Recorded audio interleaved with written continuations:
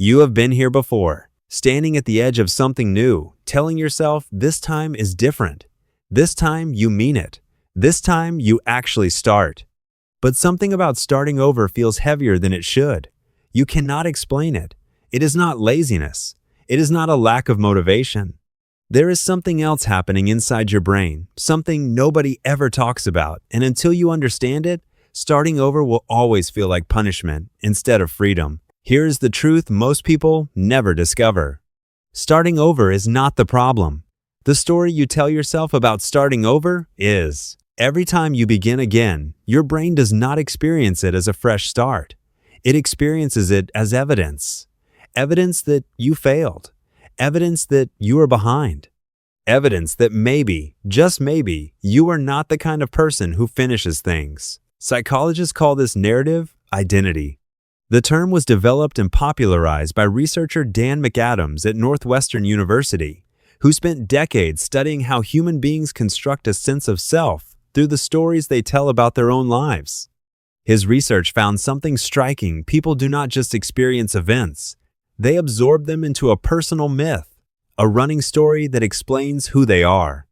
And most people's stories sound something like this. I start things and do not finish them. I get excited and then give up. I've tried before and it did not work. So when you stand at the beginning of something new, you are not just starting a new habit or a new chapter. You are fighting your own narrative. You are trying to take action while a quiet voice inside you is already writing the ending. That is the weight you feel. That is why starting over is so hard. But here is what nobody tells you. The weight is not proof that you are broken. It is proof that you are paying attention. And there is a difference between those two things that changes everything. Think about what starting over actually requires. It requires you to look at where you are, admit it is not where you want to be, and choose to move anyway. That is not weakness. That is one of the hardest things a human being can do. Most people never even get that far. They stay comfortable. They rationalize. They tell themselves that things are fine enough, that change can wait, that next year is soon enough. You are not doing that. You are here, again, willing to begin. Research from Stanford psychologist Carol Dweck on what she called the growth mindset reveals something important about this moment. In her studies, people who viewed failure and setbacks as information rather than identity performed dramatically differently than those who treated failure as a verdict. When starting over felt like feedback, a signal that something needed to change, they moved forward. When it felt like a judgment about who they were, they froze. Your brain cannot tell the difference unless you teach it. Every time you tell yourself, I am starting over again, the word again does something. It activates a comparison. Your brain looks back at the last attempt, measures the distance between where you are now and where you wanted to be, and registers that gap as loss. Psychologists call this the sunk cost of identity, the emotional weight of all the previous versions of yourself you have had to abandon. But here is the reframe. You did not fail those previous attempts. You ran experiments. And every experiment, even the ones that ended early, gave you data. You now know what does not work.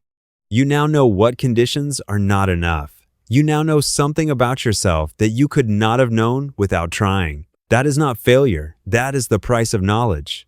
In a 2010 study published in the Journal of Personality and Social Psychology, researchers Matthew Lieberman and Naomi Eisenberger found that the brain processes social rejection and personal failure using the same neural pathways as physical pain. When you feel like you have let yourself down, your brain treats it like a wound. This is not metaphor, it is neurological fact, which means the reason starting over feels so heavy is not weakness, it is biology.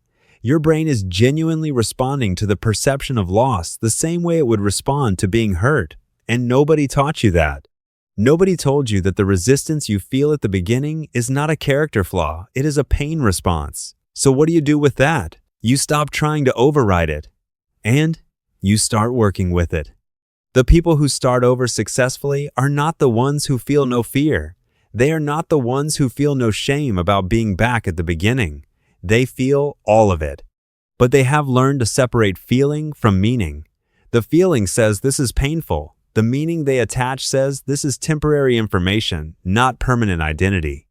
There is a subtle but enormous shift that happens when you stop saying, I am starting over, and start saying, I now know more than I did last time. Same situation, different story. And the story is everything. Think about the moments in history or the lives of people you admire when the greatest breakthroughs came directly after what looked like total collapse. Abraham Lincoln lost 8 elections before becoming president.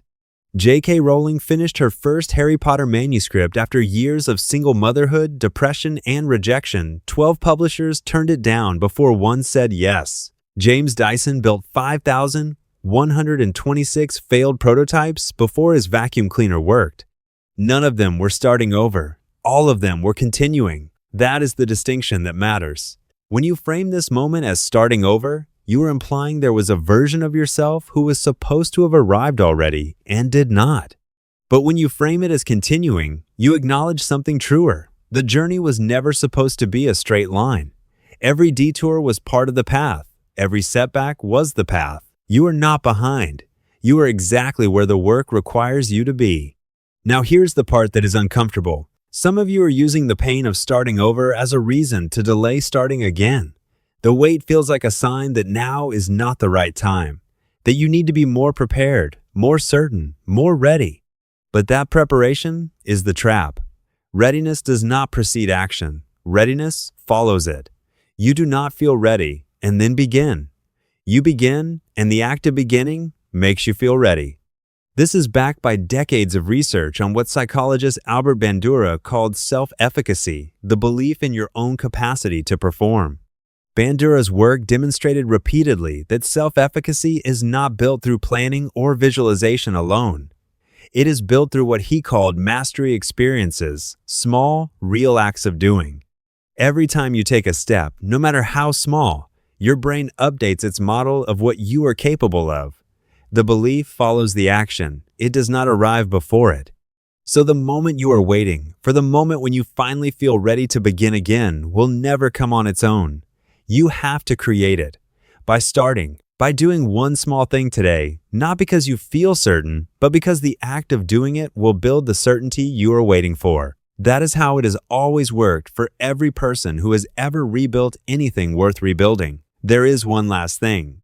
The version of you standing here, at the beginning again, has something the earlier versions did not. Experience, scar tissue, the specific knowledge of what broke down last time and why. That is not nothing. That is everything. Starting over is not going backwards. Starting over is the only way forward when the previous path stopped working. So you have been here before, and this time, that is your advantage.